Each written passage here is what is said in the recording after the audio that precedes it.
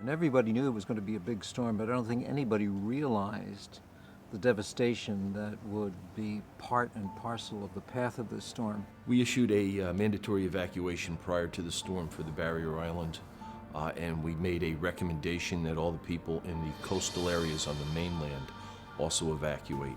And when the governor got involved and said it's going to be a huge surge, and he had all the up-to-date weather maps, that's when we took it for real. And I remember telling my wife that this storm scares me. She goes, "What do you mean?" I said, "It's going to push so much water on us like we've never seen if it does what they say it's going to do." Right around 6 o'clock when I saw the water break through, when I saw that water coming down the street, I knew we had problems. The deuce-and-a-half Army trucks and the 5-ton Army trucks, those wheels weren't even high enough to get in through some of the flooding, which was 5, 6, 7 feet in some places. Within 45 minutes, the water was in the house. My husband said, grab the pillows, blankets, radio. There was one family that was trapped in their home, surrounded by fire on 2 sides and a couple of feet of water in their home, and we couldn't get to them.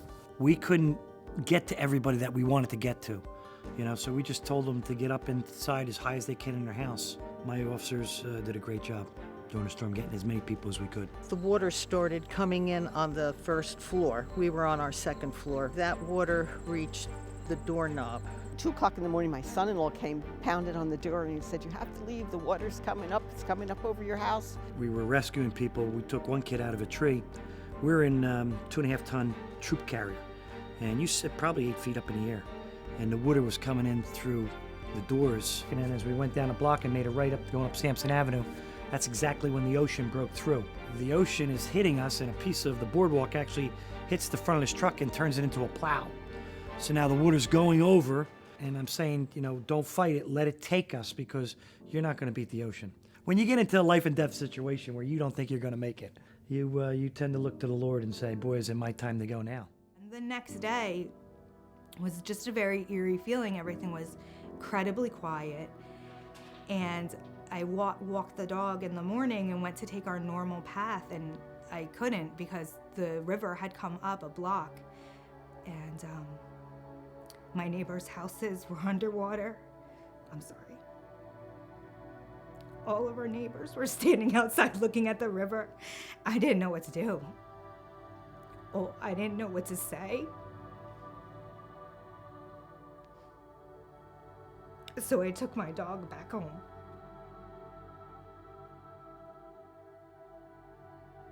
There was sand, trees, houses in the middle of the street, cars buried in a hole in the middle of the road. Just the image I have in my mind are homes that were flattened or destroyed. And just the realization that image represented the lives of people. I never went to somebody's home. Everybody came to me, and now we have no place for anybody.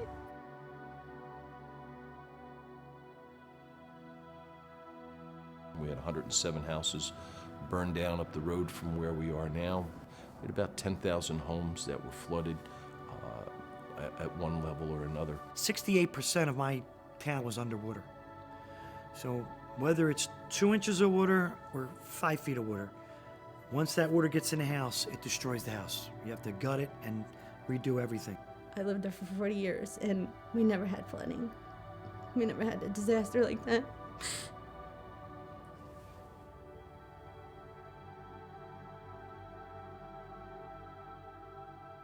Personally, I had some damage to my home. I said my parents, but our businesses suffered tremendous loss. As you can know, we're at the casino pier in Seaside Heights, the casino pier and all the rides and attraction. For the most part, 90% of it's gone. Up there that night about 6 o'clock, and the roller coaster was still up, but you could see the waves starting to break on top of it. And in the morning when we got up, we walked down there, and it was all calm and tranquil. So many people around here lost so much. Everyone's always focused on the businesses. I lived it, I experienced it. My kids go to school with people that their homes are gone. It's just, how do you cope with that? It's one thing to be in a disaster and get through it. The next is the recovery phase, and I think the Catholic Charities was phenomenal in that recovery phase for us. All of the Catholic churches in town, and certainly St. Dominic's and Visitation Church, They were there. We saw them in our headquarters, checking to see where they could provide food, clothing, blankets. Their doors are still open, helping the people whose homes were destroyed.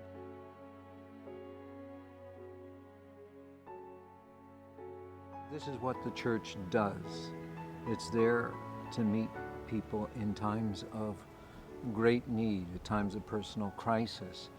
I was able to get a state police escort the day after the storm had ended, and I visited as many places as you could get to. You couldn't get to every place. I went over to St. Benedict's in Homedale, where there was a shelter and also a distribution center for food.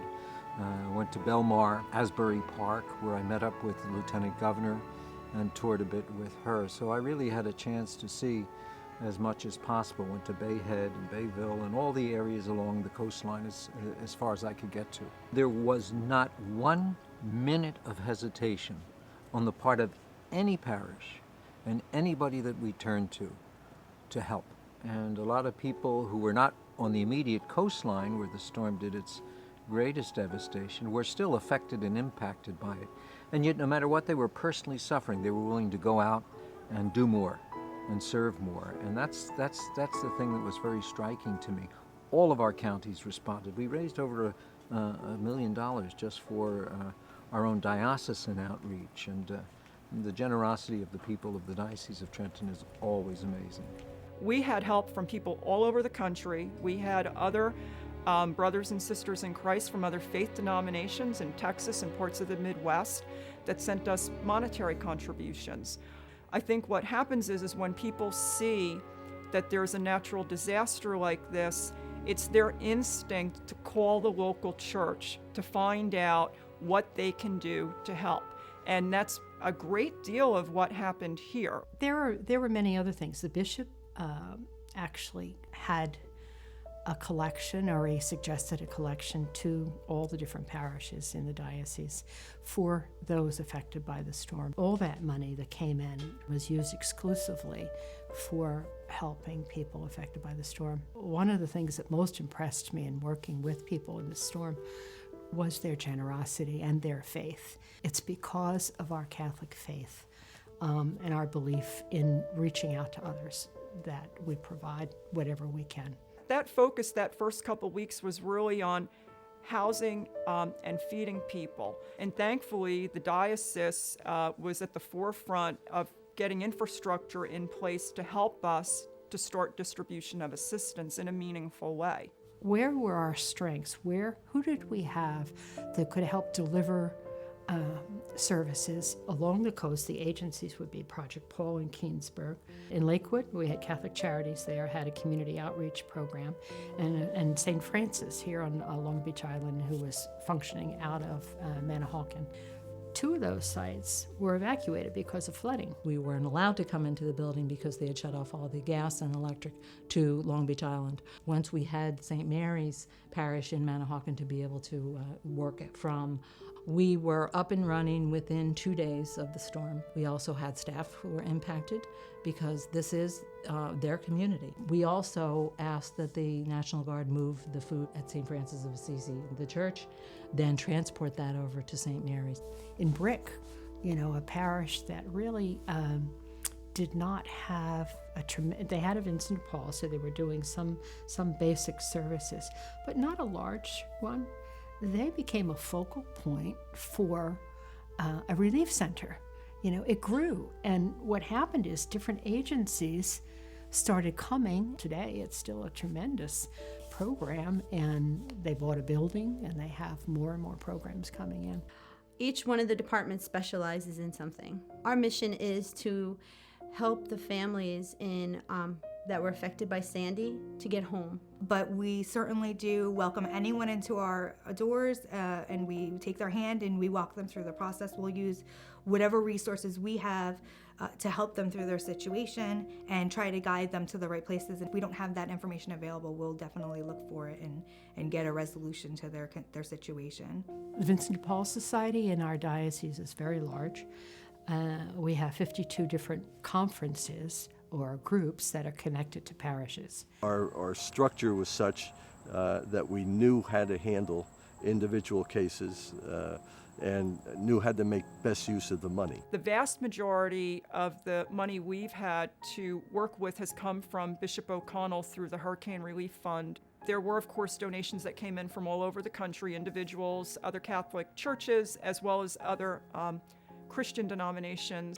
I would say approximately 70% of the funds that we've had to work with came from the bishop. They have distributed the diocesan hurricane relief money that we received 100% to the people. In addition to them, there are other parishes that have wonderful social concerns groups. So we worked with them, and they also could access diocesan money.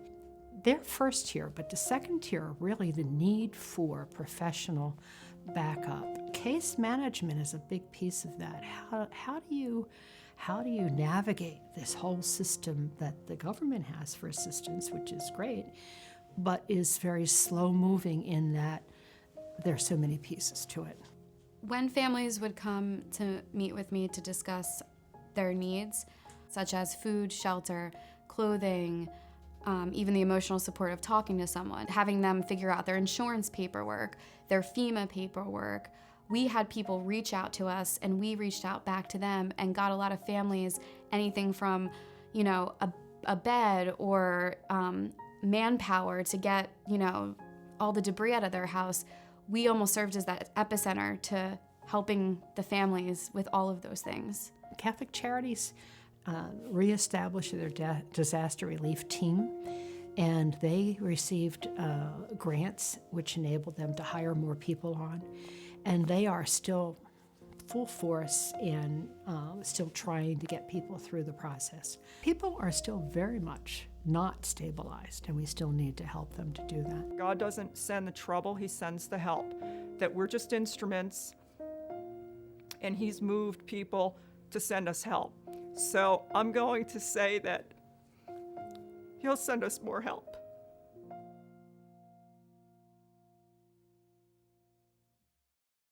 You need to be walking in the shoes of the people who live here. You go home at night, you have walls, you have floors, your clothes are there. You haven't lost most of what you own. You still have a working car.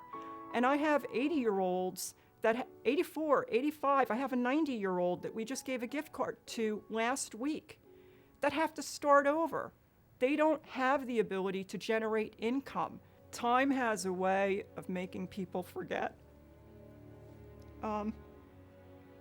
Don't forget the people who live here.